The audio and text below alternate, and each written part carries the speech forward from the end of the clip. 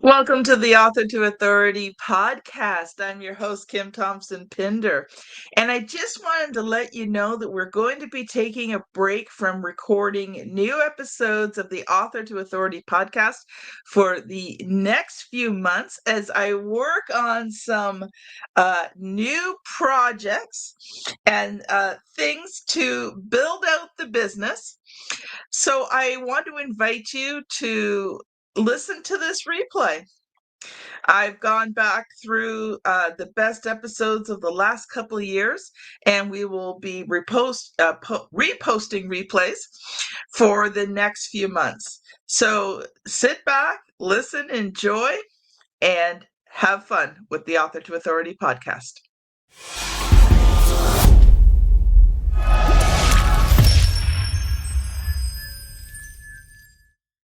Welcome to the Author to Authority podcast. And if you have ever wondered about what it really takes to run a successful business, then you are going to enjoy today's episode.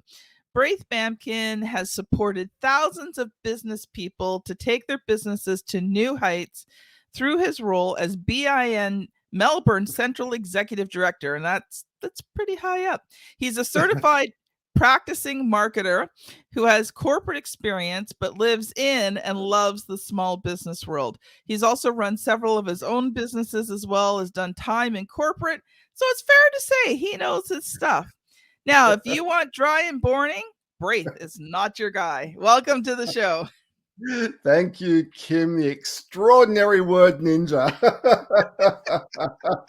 We've already been having a laugh off air, haven't we? So this is going to be a fun interview. So, Braith, this is your first time on the Author to Authority podcast. So what I would love for you to do is just take some time and share your business story. You know, how did you get into BNI? And then, how did you transition into becoming a certified practicing marketer? Great questions. Do you want the long or the short version, Kim? I'll give you. I'll give you the 5 to 7 minute version. I'll give you the medium version. Look, I started out after I left university. I did a degree in organizational psychology, so I've always been really interested in people and the way they behave. And I was in my first few years. In the workforce, I worked in commercial textiles selling to architects and interior designers. And I really learned how to sell. I went overseas with that company. I opened their offices overseas. So that was an extraordinary opportunity. It's a while ago. It was the early 90s. but then I came back. I went and did a master's degree in marketing, and because I was really interested in marketing. I thought there's only so many meters of fabric you can sell in your life. And just through serendipity and chance, I ended up getting a job at Nokia back in the day when it was really cool, before they had the little 3 series phones. And I was there when the 3 series, the little tiny 3 series phone. Some of your younger audience probably don't know what we're talking about, but the very first of the smaller phones that came out in the 90s. And it was exciting. It was fun. And then I moved through various telco companies in Australia, but ended up taking a redundancy and going overseas for 6 months to find myself, as you do. I came back to Australia. What did you find? I found that I loved traveling, but I had to pay for it somehow. That was a big discovery. I could do it forever, but there's this little thing called paying off the credit card. But I came back, and again, through chance, I ended up becoming the national sales and marketing manager for a mattress company, and they had franchises, and I ended up buying one of their franchises as well. And through that, I was invited along as a visitor to BNI like 15 to 17 years ago. And for those of your audience members who don't know BNI, it's a professional marketing and networking organization. People go to a weekly meeting. I thought I'd walked into a crazy cult of early morning happy people. I thought, well, this is not for me. Because in those days, I wasn't getting up at 4:30 in the morning, which is what I do now anyway. But, and I ended up joining. I loved it. I made really good friends out of that. I realized that I'd always been networking, and I loved that way of selling through Mm. relational selling. I enjoyed people. I had a strong marketing background, and then I ended up buying the Melbourne franchise, and here I am all these years later. And during that period, people have come to me and asked me to coach and mentor them, and also to do public speaking. So I do a lot of public speaking, but I don't do the coaching and mentoring. I decided to create courses online so I could get my knowledge out. So was that the good abridged version? I think I did pretty well. I could have gone on Oh, for half an hour on that one. I know. I have several different versions of my story, including the 2-minute, the 5-minute, the 7-minute, the 10-minute, the 15-minute, and the 20-minute one. So I get it. One of the things that I loved about your story is this, especially at the end there, where you realize that your time was better spent trying to individually coach. You created programs, and I think Yeah. that's something that when you're building a business, you have to take into Mm, consideration is your time.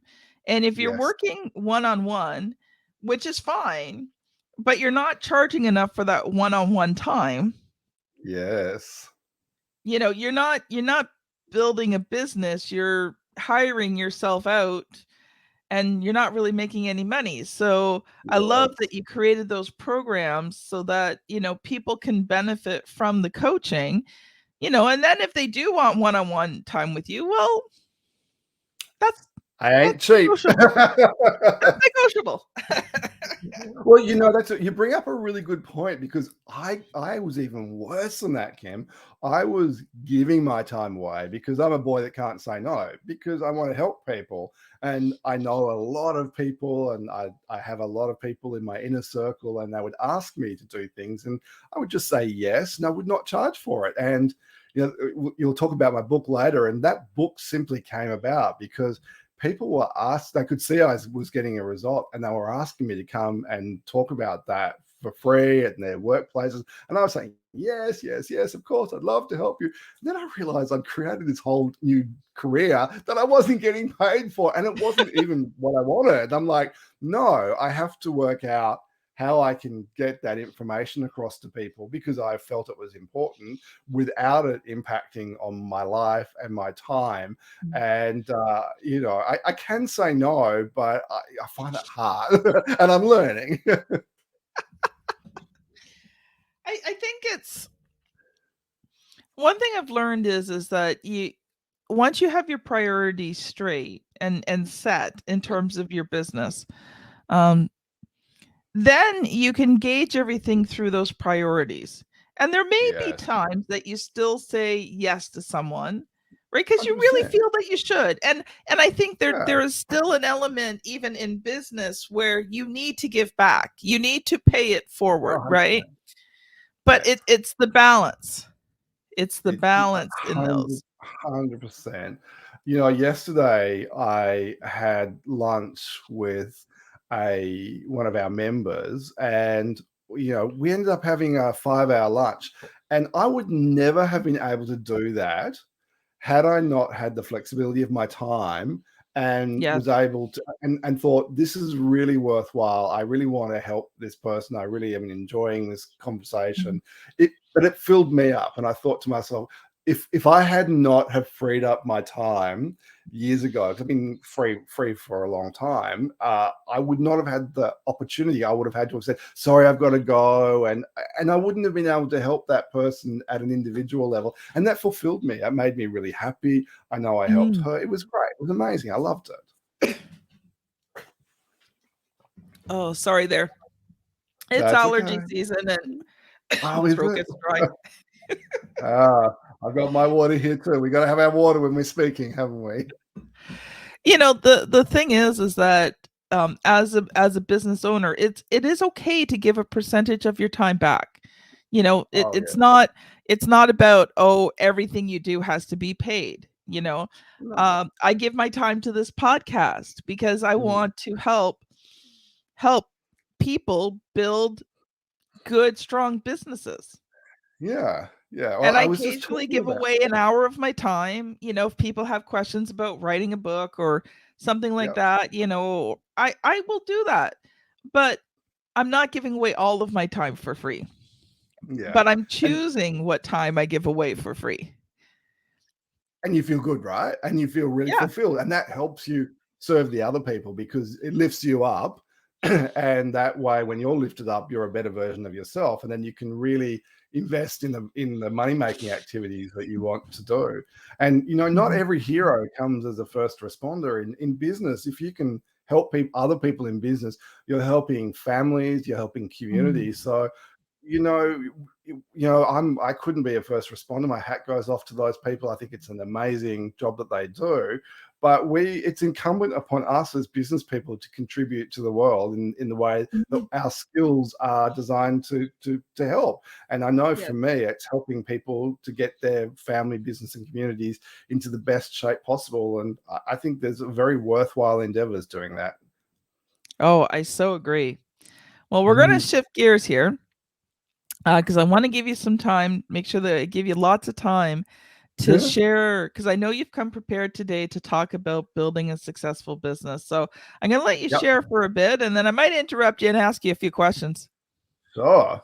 Well, You know, I've worked with so many people in BNI in Melbourne over the years, and I kind of cracked the code on what I see are the key ingredients to help people that really successful people have that are common across this Mhm. success cohort. So I can see that there's some basic things that all successful business owners seem to possess. Mhm. So I thought it would be really worthwhile sharing that. And this is something I talk about a lot. And it's not earth shattering, but when you realize there's a commonality over thousands of people, you start to realize, okay, I need to sort of focus on this. So the first thing I know is that people are givers. So we've just talked about that. So if you are not somebody that is going to give of yourself to other people and to help other people, in BNI we talk about givers gain, and the other parts of the world we would talk about law of reciprocity. But if you're not willing to give first, you ain't gonna get nothing back. Full stop. End of story. You will have to work really hard to make up for that. But people who come with a real genuine desire to help other people, and they're real about it, and they give and Mhm. expect nothing back, always get the most in return. I've seen it time after time. Yeah. We just talked about that before. And if any of your listeners have done any volunteer work, they would know that the more you give in your volunteer capacity, the more you seem to get back as a human being. And it mightn't come Mhm. back as monetary, it might come back in all sorts of other ways. But that is a very consistent and common theme I see with successful business people. The other thing that I see, and if you can get that part right, and then you can get this part right, I think you're really setting yourself up for success. And that is knowing who you want to do business with and why you want to do business with those people. And Yeah. so just to take a step back from that, to understand what that really means, is every business, all of our businesses are here to solve a problem. That's the only reason a business exists. You are solving somebody else's problem, right? We True. all have problems in our life.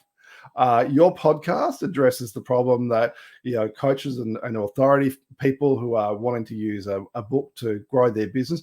So they're solving someone's problem to help other people. Yes. That's the problem that they're there to help. So when you know what you're about, Mhm. and you really are clear on the problem that you're solving and the target market, and the more specific you can get, and this is the key, the The better. more specific you can get, the better you will be, because you might have heard this: the riches are in the niches. So the more specific you get, the more money you will generate for yourself, and the easier it is for your business. And if you think about, I'm using my hands. For those who are listening, they can't see it. I've got my sort of hands on a preposition forward direction. It's like the prow of a ship. If you're pushing through the water and it's really sharp, it's really easy to get through that water, right? But if you've got a Yeah. big, huge barge and you're trying to get everything and you're pushing like that, it's hard to get through the water, because Mhm. the slipstream is easier when you're focused. And the more specific you are, the easier it is for people to go, yes, Kim can solve my problem because I know she fixes this issue for me, or Braith can solve this problem because I know his business is going to be able to help that. And I want to give an example because sometimes people find this hard to get through. So back in my mattress days, in our mattress business, you could easily ask for referrals for people who've got bad backs. Like, who hasn't had a bad back at some point in time? We've all had a bad back, right? Well, everyone over 18's had a bad back at some time. People can't latch onto that because it's a really broad thing. And I go, well, everyone's had one, so they just give up. But if I said to you, I would like to be connected to health professionals in the Bayside area who work with people who have had serious injury and they're working them through rehab to come back from serious injury, because we know that those people who have had serious injury have sleep problems, and sleep contributes to the success or otherwise of their wellness journey, then that would be a great referral to me. But you can see I'm really specific. I've given an area, a very specific profession, the type of person I want referred to me. But do you think people who have bad backs can work out that we can help them? Of course they can. They go, oh, if you can help people who are really serious post-injury, you could probably help me because I've just got a sore back from doing the gardening, every weekend. So people can work out the extrapolation when you give them the really sharp, clear focus. So business owners get scared if I'm too specific, then I miss out on everyone. People aren't stupid. They can work out from what you do with your specificity if you could also help them. But the reality is you don't have to serve everyone because there is enough business for everybody out there. And no matter what problem you are solving, I say to my friends, no matter what you've got for sale, there is somebody who wants to buy your product. You just need to be clear that this is the problem you're solving and then work out how you connect with them. So they're the two things that I think are really, really crucial to getting any business successful. And then I think you have I'm going to stop you there. Oh, stop me, because I'll go forever. Stop me, Kim. I was thinking about what you said in terms of both the giving and having that niche market. You talked about when you give, you don't always get back monetarily. But I wanted to focus in on that for a minute because I think sometimes people miss it because we say, oh, you'll give and you get back, right? But what I think, especially let's not talk about necessarily, life volunteer, that side of it for right now, but let's focus in on the business side of it. When you give in your business, what you don't realize is that, there's times you get back financially, but some of the other things that you get back build your business way more than any money. Well, what I've learned is when I give, a referral will come in from somewhere. I wasn't expecting it, didn't even know about it. And somebody, now I've got clients who refer business to me on a regular, so when they contact me, I'm not surprised. But I've had times where it's been rough, I've been struggling. Do I take my time to give, or do I start hoarding things in? And but it's in my nature to give, so I give even when it hurts. And all of a sudden, out of the blue, a referral will come in. I mean, I've had it twice now where I had met someone at a network meeting. I had talked to them. They were interested in doing a book. We do all the preliminary stuff and it just falls apart. It doesn't work out. They didn't have the money. They didn't have the time. Okay, that's fine. Let's keep in touch, that kind of stuff. It was no big deal. Okay. But I've had twice. And both when, it's been those rougher times in business where I would get a referral out of the blue. And it was just from someone I met at a networking meeting that I talked to once that didn't even do a book with me. So, when you give, it does come back. Sometimes it comes back in connections. Sometimes you need to be connected to a certain person. And because you have been generous and you give, right? When you need that connection, people are like, oh, yeah, I will help you. Right? Because you give. Because you're putting it out there, right? Yeah. When you And put I that just energy love out in the that. world, people feel it. Yeah. And the, you know, the other part with niching down, the one thing I've here is how I explain the concept that you just said. If you don't niche down, you may have to talk to 100 people to find one person who's going to want Yep. what you're offering, right? I don't know about you, but as a solopreneur, small business owner, I don't have time to talk to 100 people. I've got so much on my Right. plate. Right. But Yeah. if, let's say you really target it down, now maybe you might only have to talk to 5 or 10 people. Mm-hmm. And out of those Imagine 5 or 10 people, you're going to convert more of those people. Yeah, like you'd probably convert 1 or 2. And when you get really Mm-hmm. good at it, you might convert 3 or 4. Exactly. So you're spending less time when you're targeted and you're getting more results. Mm. You've absolutely nailed the concept 100%. And I think that's great clarification, because I think that people don't often realize that's the playthrough. So that's the end result of getting that specific, is that things get easier for you because people can connect with you. And I love the thing that you said before about, you've put the energy out there, you've really worked hard at helping other people, even though when you were, in a tough situation yourself. But I will say this about that: no matter how much you give of yourself, you always feel good. It feels good to give people. So I say to people who are feeling down or depressed, or, when things aren't going well in their business, go and do something nice for someone else, because it'll just make you feel good. And, that's a nice thing, right? You know, the other thing I've learned with that is sometimes when you do that and you see the situation that other people are in, Yeah, all of a sudden you start to realize that your situation isn't all that bad. correct. Had Yeah. that one happen many times. I'm like, God, I'm not enjoying life. This is going on and that is going Mhm. on. And then, God looks at me and says, okay, I want you to help this person over here who hasn't eaten today. Yeah, right. So there's always somebody who And has got I'm like, it work. okay, Lord, I think I get what you're trying to tell me. And I had 3 meals today. So I'm just going to shut my mouth now. I know. Because, we can throw ourselves pity parties all day long, but then you can walk out. I don't know what it's like in Canada, but you walk into the streets in Melbourne and you see street people and you go, right, so I ain't having it that bad because I'm sleeping in the bed tonight. And that's pretty good, right? Yeah. Yeah. Okay. You had some more to share with us.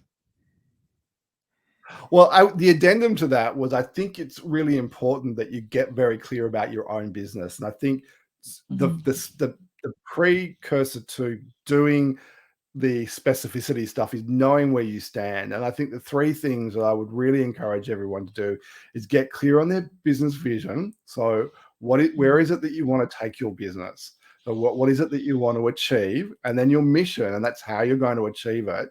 But I think the really, really important stuff is, what are your values? Because if you know your values as a person and as a business, then you can make decisions all day long that are really easy. And I think people who find decision making difficult are because they don't have the vision of their business clear, and they're not sure what their values are. Because if you've got that clear, when a decision Oh comes your yeah. way, there you can align it. It's either aligned to where you're going or it's not. Yes or no. And that makes decision making really easy. And then it makes, do I do this activity that come my way or not? Because is it going to serve my target market, or is it not? Is it going to align with my values? And at the moment, the hottest trend in marketing is personalization. So we've got technology that enables us to personalize our marketing communications through the digital world, and even outside of the digital world now, there's a lot more personalization. But your target market isn't going to come along for the ride with you or your business if they don't feel that your values and your vision aligns with them. And it's Yeah. totally okay if you don't, because they'll be served by somebody else. But there are a lot of people I know, for every single person listening to this podcast, that has an audience out there that is so aligned to their values and their vision, and they want to come along for the journey with you. And you know what that makes them? That makes them really sticky, because they stay with you a lot longer and they spend more money because they feel that you're on the journey together and they can buy into that. Now, Apple has been doing that really well for a long time. That's an easy example to use because, for those of us who have been around since the 80s, we'll remember all of those ads that they had in the 80s. For the younger people, but you can see it in their advertising. It's very clear. Yeah. They know who's coming on the journey with them, and then they speak directly to those people. Of course, other people buy their products. I'm an Apple user. I like to think I'm really cool and in the know, but I'm probably not. But I love it because it speaks to me. Their products speak to me, but I come for that journey. And I've been a really big Apple consumer for a very long time. Since I left Nokia, I've been 100% Apple. Mm-hmm. So you can do that in a small business. Yes. In a small business, if you do that, even if you're a solopreneur, if you're really clear about what you stand for and you put it out there, all your branding will then align. In the old days, we used to talk about your brand guidelines, which was your logos and your colors and all of that. But now it's brand voice. People want to have a brand voice. So, I don't know about all of your audience, but I have a team of assistants that help me. They know the language that I use. This is how you respond to emails because this is the way I speak. I'm a business person, but I'm business casual. So you rarely see me wearing a suit. Very, very formal occasions I will. But, I generally wear a black polo shirt and jeans and RM Williams boots, because that's the brand voice I want to share. I want to be approachable. I have that thing going on. And you look at my website, you'll see my colors are very aligned. You'll see that the language I use is very aligned. You'll see that font is aligned to my open and friendly nature. I hope I'm open and friendly. So if you align all of that stuff up, it's layer upon layer upon layer, and people go, yes, I relate to that person. But there are people that will not like my style. They go, he never wears a suit, he's not serious enough, he's not my guy. And that's totally okay, because I've got a whole bunch of people that think I'm fabulous, and I am fabulous. So you're talking about the young people, and it just triggered a weird thought in my brain. So if you want a really good laugh, okay, go on YouTube and search out teenagers trying to use a rotary phone. Oh wow, that's something I can imagine to be fun. Are they trying to press buttons? No, the one. Yeah, but are the kids trying to press the buttons or something? Oh, just Google the videos. It's hilarious, especially the ones where you had to put your finger in and go. They can't figure out how to use those phones. It's hilarious. I love it. I love it. So anyway, we're going to switch gears again. These are the crazy thoughts I have when I'm interviewing people. I want to talk about your book, Braith. So your book is Breathe Easy, Simple Ways to Stay Well Connected. So the first question is, and there'll be a few, what is the book about? So years ago, I was not doing so well in my business. I had a business partner and we were not aligned, and I got stressed and very unwell, and I ended up getting a Bell's palsy, which is a facial paralysis. When you're stressed and you're not doing well, your body reacts, right? So something's going to break. It always happens. Like, I'm sure your audience has had that before. So it was bad. No, it's stressed. And one of the ways to get out of Bell's palsy is, apart from all the medicines that I got, the therapy was laughter yoga. And I'd never heard of it before. Have you heard of laughter yoga? Oh, no. It is amazing. You've got to Google it. It's so much fun. So it's laughter for no reason at all. You're not laughing at jokes, but it's a way of bringing laughter into your life. There's a whole process around it. I loved it so much. I went out and became a laughter yoga instructor. Believe it or not. I know, but people laugh at that, but there's a 5-day course to learn how to be a laughter yoga instructor. It's serious business, right? But it's serious business Oh, making people laugh, because it was amazing and I loved it. And laughter is really the gateway to breath work. And breath work has been in the zeitgeist for the last 10 years. And I became a qualified breath coach. And I didn't do that for other people. I did that for me, because once I got yes. into it, I really wanted to learn more about it. And so I got very qualified, and I spent a lot of time doing that. But people could see the difference, right? They were going, wow, your business is doing really well. You seem really happy. Your Bell's palsy's gone. All of that was, and people were saying all the time, can you help me? And I'm a boy that can't say no. And I was saying yes, yes, yes all the time. And then it just became very obvious to me that I was going to give so much of my life doing this that it was going to become a full-time job. And I just simply didn't have the time to be able to commit to that. So I decided to write a book. And the reason that I wrote it is because I'm a 57-year-old white middle-aged man living in a big city in Australia. We're not exactly the hottest ticket in town these days, but but I have a particular presence about me.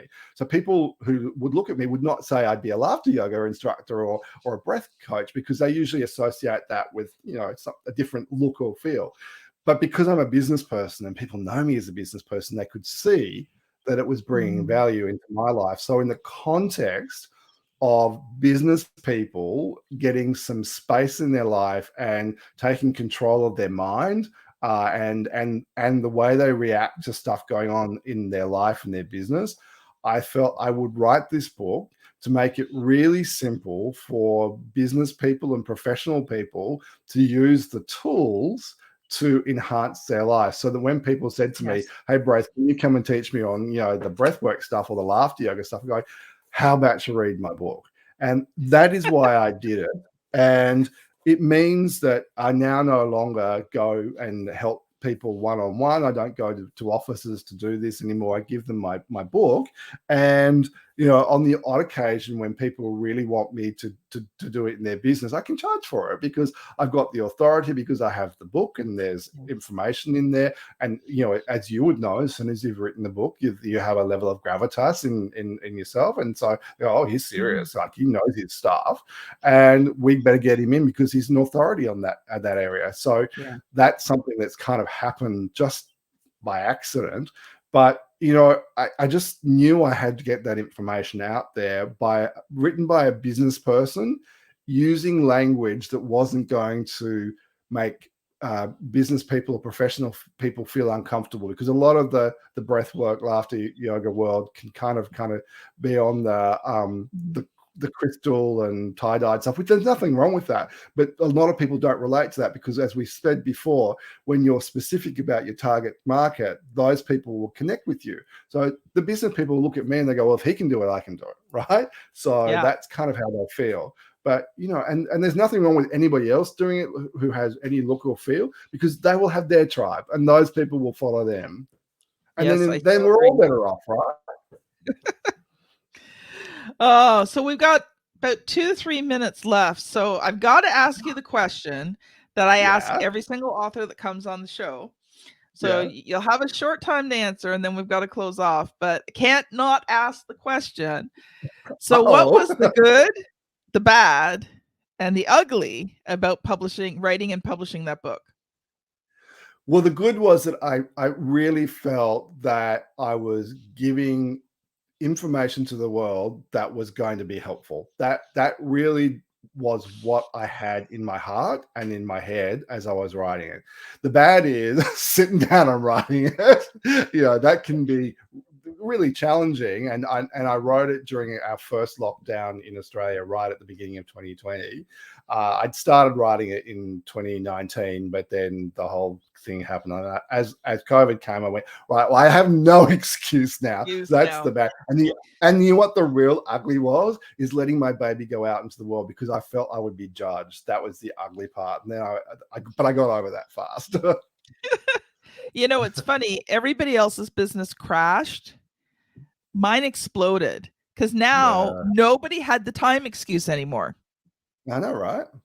Everybody had the time. So, not that I have a telephone in my house, but you know, the phone was kind of ringing off the hook. It's like, you know, Kim, we were talking about doing a book. And I mean, I was getting that all the time.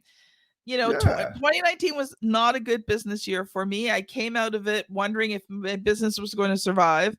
You know, was working through the 90-day, you know, marketing, selling cycle to get things moving again. The pandemic hit and my business went nuts. Oh, wow. Completely, totally nuts. And it was so funny, but I could still relate to everyone because 2019 had not been a good year. It was, you know, and everybody else was successful and their businesses were thriving, and I'm struggling all over the place, and you know, wondering, am I going to be able to keep my doors open? And you know, and then the reverse, everyone else was struggling, and so I was able, you know, not only did my business thrive, but I was already able to speak to people who were struggling and say, you know, I was just there, right? And here are some of the things that you can do. So we have about a minute or so left, Braith. So what I would love for you to do is, if people have really enjoyed this episode and they want to connect with you, what's the best way to do it? And one very quick final thought. Yeah. Okay. So jump onto my website, braithbamkin.com. There's a bunch of free, most of the stuff I do on that website is free because I have a lot of stuff I want to share with people. So there's a really good course called a free mini course, 3-step mini course on how to get your business referral ready. Now, even if you're not looking for referrals and you're looking to get marketing, traditional marketing, that's a really good, it'll take you about an hour, but it'll get you really clear on how you communicate to people what you're about. So that will really help you. There's a whole lot of free guides on there. There's a lot of stuff on there. My final thought is, business people who don't spend time taking time out, really thinking about who they want to do business with and why and what they stand for, are always going to be looking for the next big thing. And as a business person, I know I used to jump from one idea to the next idea to the next idea. Successful business owners do one thing 1,000 times, not 1,000 things one time. And I've seen it over and over again. So spend some time really getting clear on what you're about and who you're connecting with. And I promise that your business will be wildly successful because you will attract the tribe that want to hang and play with you. Oh, that's a wonderful last thought. Thank you so much, Braith. This has been Braith Bamkin and Kim Thompson-Pinder on the Author to Authority podcast. Thank you so much for listening, and we'll see you on the very next episode. Bye now.